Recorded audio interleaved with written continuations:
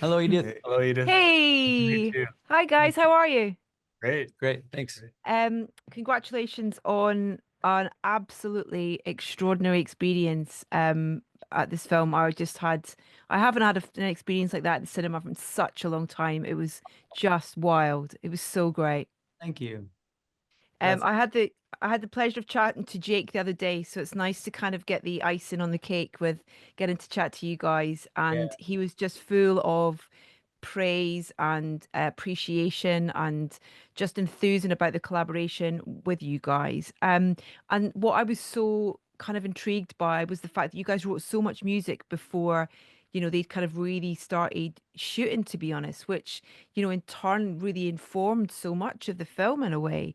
What was it? What were you guys reacting to? What was the kind of conversation to dive into to starting to write, music and themes and suites for the film? Yeah, I mean, honestly, we started blank slate. No expectations. We came at this project from a place of just kind of willful ignorance about how exactly we would do this. And we really had to trust Jake, like we had to, he had a lot of trust in us that we were the right pick, and got the studio on board, and we felt welcomed to the process right away. That gave us, I think, the kind of ease to explore. Like, we were coming off of the heels of Everything Everywhere All at Once, which was a project that was amazing in a number of ways. And one of the ways it was great, is that we really were, welcome to be ourselves. Mm.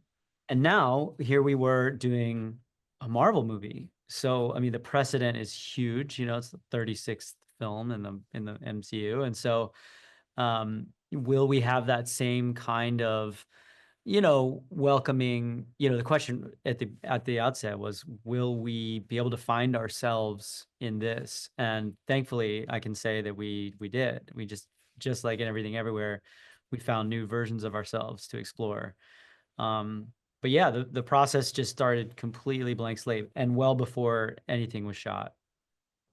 Did you have that? Because one of the film has got this kind of really emotional weight to it, and is so many things. One minute it has you kind of belly laughing, the next minute you're kind of like, Mhm. you kind of feel like you've got your hand in your heart almost at one point. And there's these fantastic, I've only seen the film once, so I can't be as specific as I'd like to be with you about Yeah, specific cues and things. But what I do remember is there being this vast array of diversity of the music, from kind of really small, powerful, intimate moments to kind of, what you kind of expect from a Marvel film, those kind of big, yeah, grand, yeah, bombastic moments as well, and everything in between. yeah. I don't know how you start with something like that, in terms of, do you start big and pull it back to small, or is it small and big, or is it both ways, really? Well, that's really Mm. it's astute the way that you ask the question because if big is sort of the standard, there's a ceiling for music, right? Like you can only get so big. And so if you can figure out how small you can go, then Mhm. you have a lot more headroom and a lot more contrast so that the big moments can really feel big Mhm. and the small moments by contrast can feel really small and they can both kind of each can feel more like itself in light of the other. Um Yeah. and I think that's another area in which we really have to give it up to Jake for very early in the process. Um kind of instilling in us this idea that like, you know what, this music, like this movie needs to be grounded and it needs to feel human and vulnerable because these characters, they're complicated and they're, small in certain ways. And there are going to be Yeah. moments where it needs to get really big, but like, can we find the small, the Yep. intimate, the close, Yep. the vulnerable in this movie and then expand outward from Yep. there? And are you purely are you reacting to script? Are you? I mean, there are obviously there's a, I mean, I'm putting my hands up and saying Florence Pugh stole the show in the, in the previous film with Yelena. It's kind of like, it's kind of, she's just, the presence is extraordinary. So you have a sort of flicker of what that character's capabilities are on screen, but the depth that that character's going to within the context of this film is extraordinary. So were you reacting to script and then, taking that as your interpretation of the story? Yeah, a lot of the since we were brought on so early on, we were we were reacting to the script as well as just direction from Jake. Yeah. And I mean, that early version of the script that we read was really fantastic, and it had all of these elements in it already. Mm. Of course, after it was actually shot and the performances that the cast gave are amazing. And like you said, Florence absolutely killed it. Like it took on obviously like whole new dimension and depth. But yeah, we were reacting to the writing, and the nice thing about sort of being able to pre-score as much as we did, I'm actually curious, like how many tracks or like how many, like I know. we made so much music before the movie was even I don't shot. think we ever did like we didn't do an inventory of like things that were left unused versus. I mean, every week we were probably delivering anywhere between like 3 to 12 pieces of music. Yeah. Wow. For a while to Jake just to vet. And the way the process went was very much like the first thing that we had to figure out was themes. So we kind of were just sending him theme after like so Yeah. many themes. And he was the one who was really kind of astute and had the vision in his brain to be like, these are the four. These are sort of generally the purposes that they'll serve. And Yeah. that's the seed from which everything will grow from. And it was really beautiful that that we were able to kind of establish the sound of the film even before they shot, because and maybe Jake told you this in your chat with him, but like we created a suite sort of all the main themes early on to show the executives and things like that, but also Jake played it for the actors Yeah. for their first table read. And I think that's so cool to like have. What a gift. Yeah. I feel lucky And- that I feel like the job of a composer can often feel like you're catching up in the Mm. traditional kind of way that it's done, where you're part of post-production and you're given an edit that's like got a bunch of temp music already in it, and you're just trying to like catch up to like where the actors are and catch up to like where like the edit's at and everything, and obviously also dealing with like trying to navigate, how closely do I follow the temp versus not, and all this stuff. And like the first cut we got of this film was all our music, because we did all that Amazing. work ahead of time. Yeah. And Yeah. A lot of extra work, but like, yeah, but it means that when there is something to look at, Yeah. you're spending your energy on refinement and not Yeah. because the discovery process is essentially done.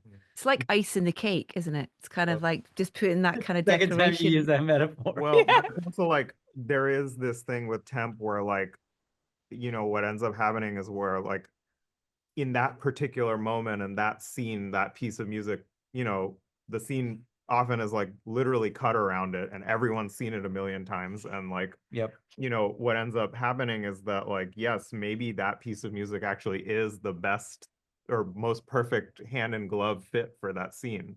Yeah. And you'll never get there with a bespoke piece of music that wasn't integral to it in the same way. And at the same time, when those pieces of music that are in different scenes don't have the coherence altogether that a score needs to have, then you're really fighting an uphill battle, because there's no way you can ever, do as well for the particular moment while also creating that general big picture thing that a great score needs to. And then you have those moments that are kind of those sort of one-offs in the film as well. So like the Bucky arrival scene sort of thing as well. Do you know what I mean? And that's kind of like the noise in the cinema when that happened was just, it was gorgeous. So I'm you can psyched kind for of, that. they must be kind of fun moments to kind of, sort of to kind of play with in a way, in terms of both in terms of how. And it was really interesting talking to Jake about how involved Kevin Feige is and how brilliantly collaborative he is, and what Jake learned from him with regards to editing and with the music and stuff in terms of the beats and where the beats hits and all that kind of thing as well, which is just really fascinating. Yeah, yeah. And that's a great example, I think, of that sort of thing, you know, of kind of everything just kind of has to kind of hit kind of right. And then it's almost like a tidal wave hits the audience in a way. Yeah, yeah. Yeah, I mean, ultimately, you know, we are chasing, you know, maximum impact for an idea. And kudos to Jake for always really keeping a really strong understanding of the goal from moment to moment. Yeah. You know, because we get so granular, like we, you know, and in our little corner of the universe of movie making, right? And so we naturally see everything through the lens of the score. We have to trust our director to keep a different lens, keep different glasses on. Yeah. And when there is, because there's so many different ways to score any given scene. Totally. And it's really so satisfying to look back on a film. And this was the same with Everything Everywhere. We just really got lucky in both cases to look back on a film and be like, yeah, the director was right. That works great. You know what I mean? Yeah. As opposed to, you know, because I'm sure there's a lot of composers out there who look back and be like, ah, I wish I got my way or whatever, you know? Yeah. Yeah. Yeah. Yeah. But I feel like in general, we were super in sync on things Mm. out of the gate. And then when we were in places where it's like we were maybe like misfiring a couple times, like trying different ways to in on the scene. Um, in the end, like Jake led us. I mean, he was no, he didn't just direct the actors, you know, he directed us and he did Yeah. a good job. And like it's awesome to look back and be like, oh yeah, like that's totally what it needed, you know. Cool. Is it That was a good intimidating? example. Like that example was one of them because we had Yeah. done a bunch of different moments for Bucky reveal, like or just called we called it Bucky reveal. I don't know what it's Yeah. called. But Yeah. It kind of doesn't and spoil anything then when you say, because, you know, we see him from the start. So it's kind of yeah. like, it doesn't give too much away. And what also is a really interesting tidbit to know is that at the core the core musical idea of that moment is actually something that I had written in advance of beginning this project. The first time Jake was in my studio, I played him a bit of something that was just something I'd made, like, you know, Mm. and totally different instrumentation, totally different sounds, whatever. And I actually accidentally pressed play on the file because it wasn't something in my mind that was like going to be applicable as a reference for maybe Yeah. where he headed. And he goes, wait, go back to that. And I played it and he's like, that sounds like Thunderbolts. And I Wow. was like, oh, really? And again, and because I was too granular, I was thinking sounds, I was thinking instrumentation, I was thinking all these things that he wasn't thinking. He had a bigger picture lens of even the musical idea. Mm. And what over time, what wound up iterating in the film sounds so different probably to everyone else's ears, but to his, he was the director and he could hear it and he could sense it and he could sense. And so it's really fun to like know that like that was a musical moment that stood out to you because its origin was the intuition to recognize that it was right from a director who obviously knew what he was doing, even when I, the composer in that case, didn't, you know, it's cool. Yeah. And Do that's so you, fun about filmmaking. Like it's yeah. collaborative, like, you Well, you're know, reacting, aren't you? It's just got to, you've yeah, got to, there's no formula to it. It's kind of, yeah. it's what kind of comes out. What do you all levitate towards when you are starting to write? Do you have instruments or, you know, or what is it that you kind of sit and kind of feed into? Hmm. Is it, you know, is it instruments? Is it digital? Is it a combination? Is it different for every project? I think we're all pretty we're all pretty in the box. Like we're not, you know, you go to our studios and there's not like a wall of synths and stuff like that. It's a lot of kind of custom instrument design in tools like Nice. Contact and things like that that we Yeah. really like. That is often a starting point for us is sound. Although for this project, I would say that a big part of the starting point was melody, like theme, things like that. Mm. But we are very sort of like propelled by sounds that we are excited by. And Yeah. so I think a lot of the times the way we work is by kind of like designing these instruments usually out of sort of iterated and creative ways to make it like a playable instrument. Yeah. And for me, like a lot of the times it'll be at a keyboard, Yeah. at a MIDI keyboard, experimenting with these sounds. And there's different parts of the process. Like early on as well, one thing that I did was like I I was trying to think about like what could be the identity in some ways for the percussion of the film. And because Jake kind of from the get-go told us like he really wanted to try to make the sound of the movie smaller than a typical superhero movie. Yeah. I was trying to think of like ways to meet that brief with percussion, because one of the ways in which a sound becomes huge is when you like add orchestral big bass drums and like huge crashes and stuff. And I was like, well, what's like a way we can have percussion that's propulsive and stuff like that, but it's very kind of tactile and small and um and not bombastic. And so one thing that uh I ended up doing was I work in a studio that's like part of a larger studio, and they had like some like gear getting shipped in, and this tape machine was being delivered on these like wooden pallets. Mm-hmm. And I remember seeing after it was delivered, the wooden pallets were just sitting by the door ready to go to the trash. And I just knocked on it and I was like, these things sound pretty great. and pulled them into my studio and recorded a bunch of ideas on them, and that one Wow. of like the main sounds of the percussion in this film. Mhm. In addition to Ryan also, and that's one thing that's important to understand about us as a band, is we're not compartmentalized to our instruments that you see us Yeah. on stage. Yeah. Like we're all drummers, we're all like kind of like harmonic and melodic Yeah. thinkers and things. And so I did the wood stuff, and then Ryan at some point also pulled in a bunch of kitchen items from his Mhm. home, and like did a lot of like sampling, just like playing the kitchen pots and pans and Amazing. concrete and things like this. And yeah, I mean, there are moments where there's Yeah. big kind of orchestral percussion, but I'd say majority of it is culled Mhm. from Mhm. these sort of ingredients. Mhm. That's extraordinary. Was there any kind of, because obviously the Thunderbolts is part of the Marvel world, and there's a kind of musical framework there around, around that. There's so many different scores, and so many incredible composers who have worked across that. But, I guess there's an element of kind of not expectation, but there are, with those opening credits and things like that. So is that something that you had to, I don't know, that you had a conversation about in terms of, or was it just never really kind of come into the creative process or the collaboration in terms of, I don't know.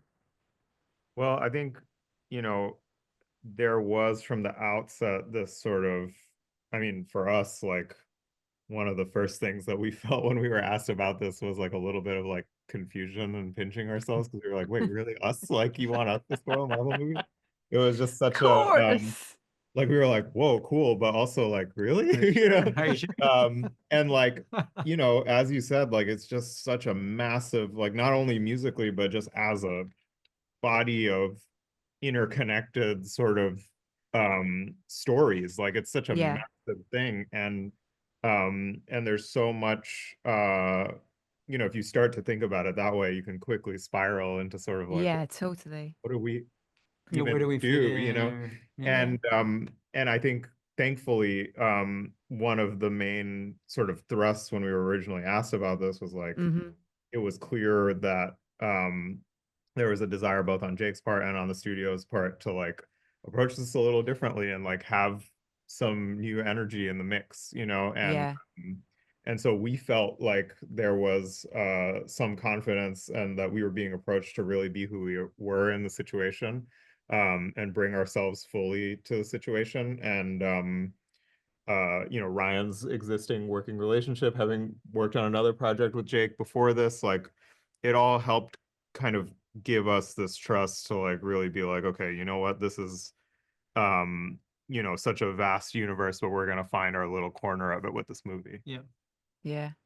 Well, I mean, what you've done is so brilliant. And also I've got to mention the end credits as well, because what I think that's one of the as much as I love the extra scenes, Uh-huh. one of the things I love about the extra scenes is that it makes people sit down and listen to the music that's on the end credits.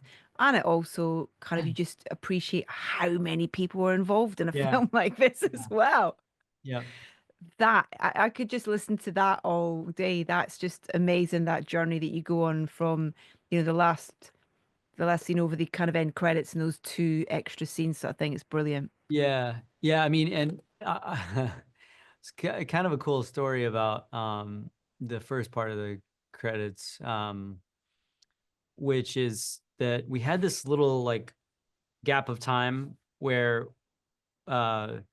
Jake was like completely tied up on other things, and we were headed into our first scoring sessions at Abbey Road with London Contemporary Orchestra. Yeah. Ideal orchestra to work with in the They're world. amazing. Amazing, right? And Yeah. Yeah. iconic place, incredible storied place, but also like the engineering there and everything is just the people there are amazing at Abbey Road. And the purpose of this initial session, the primary purpose of this initial session, and I believe this is something, as far as we know, that is unique to this project for Marvel, was this. We wanted to go, we wanted to treat the orchestra the way we treat really everything else when we're making records. Yeah. And the way we make records is we often go into the studio very early and we record raw ideas that sometimes we even originate on the spot. So we show up together, just bring presence Hmm. and create music together from scratch, often in the context of live mics and improvisation. Sometimes we'll have prompts, like little musical prompts or little challenges that we're all nerds. We like to like just have like little theories to explore. Now, imagine if we could do that with orchestra. And so that was our pitch to Marvel. And I'm happy to say that they went there with us. And so this first session, group of sessions at Abbey Road, we had just raw materials. We had nothing scored to picture. We just had these sketches that we knew were working well in the edit, but also just like raw materials, just like some basic fundamental thematic DNA. But we also kind of needed just a little more like through composed music. And so back to the credits topic, I wrote this section of music, just kind of stream of consciousness, really quick, just to get out the door to the orchestra. And I sort of imagined that it would be cool for like an end credit sequence. And but it was a little bit risky to do that because you're recording, clock's ticking, money's Yeah. getting burnt. Just it was just awesome that in the end, like the way it worked to open the credits was like super great and ultimately propelled that initial sequence of credits. Yeah, it was one of those things where you can't, it's an example of risk taking that I think that we were able to accomplish on this film that we're really proud of, but Yeah. it's only because we had the support of the whole community, of people making this movie. Yeah, and it Yeah. really was a community endeavor, and there's a level of exchange that I hope is like audible, like it's one of those things where like you don't know how something's going to be perceived, but when you make it, you're so it always will be connected to how it came to life, and working with Yeah. the Yeah. players. You feel it. Yeah, you feel that, and it's working with those players in the London Contemporary Orchestra and those great orchestrators, and Hugh as orchestrator conductor, like, and his team. We, even in this early session, like it was like, okay, like, are they going to go there with us this is such a structured situation. It's so, Mm. it's so different than like the intimacy that we can usually get to with players right away. And so we're like, okay, like here's this arpeggio. Now play it only as air noise. Now can you play it like you're really drunk and like it sounds contaminated and bad? Will you go there with us?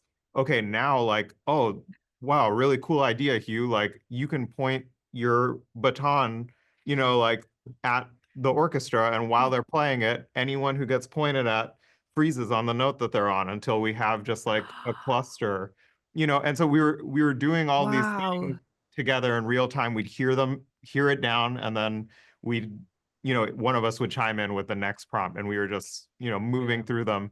And that material ends up in so many transformed, like, because then that becomes the source material, and then we're manipulating it, like Ryan said, the way that we would any other piece of audio.